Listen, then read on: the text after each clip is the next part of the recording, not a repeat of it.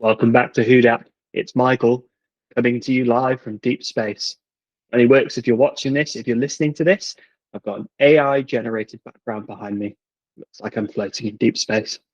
I was supposed to be joined by Dan this morning, but don't know where he is. Jerome can't dial into this one because he is at a sustainability meeting. And I think I speak for everybody in the world when I say this in one unified voice. What's that? So I'm going to take this opportunity to talk about some Doctor Who news that's been happening this week. It seems like there's been quite a lot of news this week. I'm going to call this segment the news, so that'll catch on. First thing I want to talk about is David Tennant. He's hosting the BAFTAs. That's mad.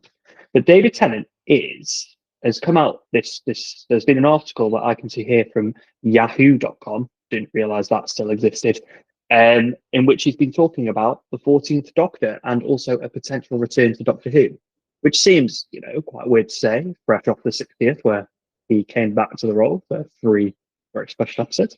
But yeah, mad, because what he said, this is the quote: "The door is not any more open than it ever was, because in Doctor Who, if you want to bring someone back, endless ways of doing it."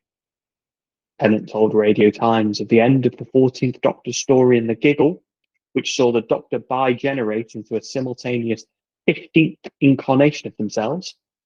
It's very much the end of the story. Food for thought. I guess with David Tennant, it's weird because I feel like he probably is going to come back for every relevant big anniversary. But now with the Disney Plus deal, I think I'd much prefer him to be in like a surprise cameo in one of the spin-offs. Maybe not in the foreseeable future, but further on down the line. I think that would have much more impact. I'd love to see his Doctor, the 14th Doctor, in a different setting, like a different story. I think spin-offs have a creative license to separate themselves from the main show in quite significant ways. So think about Torchwood. It's very sort of more adult orientated version of the Doctor Who universe. It'd be quite interesting to see David Tennant's Doctor in something that isn't the flagship show. And I think these spin-offs have a really good scope for doing that. It's sort of, you could have a surprise 14th Doctor cameo. I mean, a cameo, he could just be a series regular or a peripheral character, a supporting character. And that would be quite surprising. And that would be, to me, I don't know, more interesting than him appearing in the main series again. Because if anybody has had their time in the main series of Doctor Who, it's David Tennant. And I know the 14th Doctor was different to the 10th Doctor, but, different in terms of the story that had happened since David Tennant originally left and then came back. So obviously the Doctor was carrying all of those years with them. And I think they did such an incredible job. David Tennant did such an incredible job performing that. Also, it was all there in the writing as well. I think that, I just think it'd have more impact. David Tennant, I've got a feeling, is always going to be interconnected with Doctor Who. And I think going forward, the way to do that would be have him in some of the spin-off series. I don't think that takes away too much from the main series, but interested to hear any thoughts if this deep space broadcast ever reaches anybody. The second thing that I thought would be cool to talk about was Ncuti Gatwa has been officially announced for a new TV drama.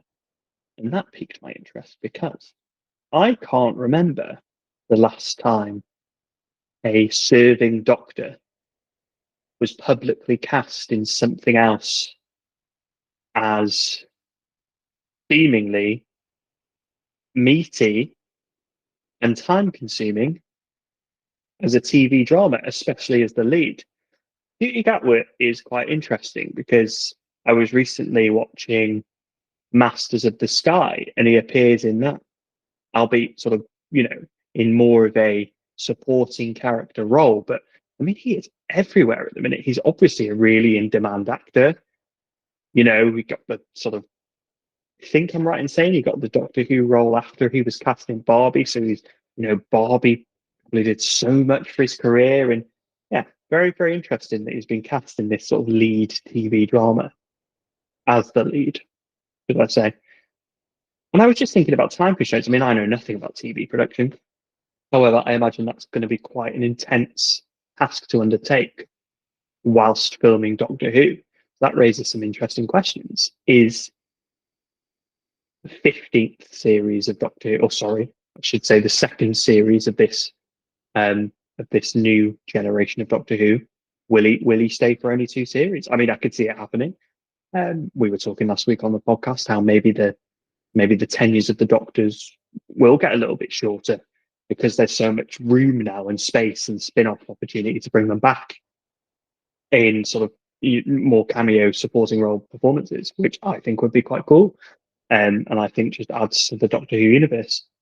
But I don't know. In my head, I always thought, oh, maybe Ncuti Gatwa will stay for quite a while, just because. I mean, again, I know nothing about it, but I was thinking, it might benefit the show to have a Doctor that stays for longer than the what we've known recently, which is kind of like 3 to 4 series, 3 series, really, is it? Yeah, you know, stand to be corrected.